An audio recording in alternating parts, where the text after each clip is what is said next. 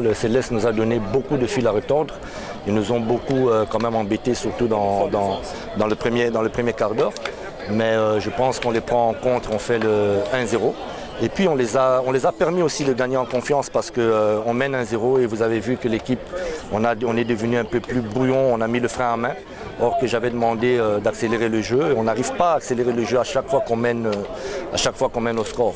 Surtout face à une équipe de Céleste qui était très enthousiaste avant ce match. Ils voulaient vraiment éliminer une grande équipe entre guillemets et ils nous ont difficulté.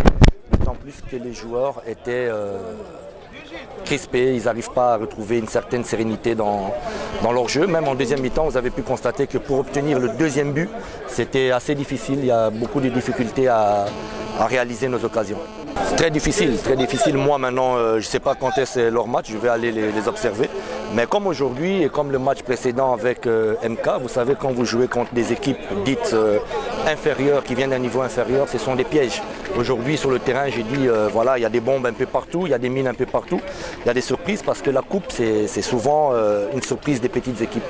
Donc quand on joue contre soi-disant une petite équipe, on ne doit pas les négliger, on doit les prendre au sérieux parce qu'un match de football, c'est que 90 minutes et tout est possible sur un match de 90 minutes, surtout en coupe.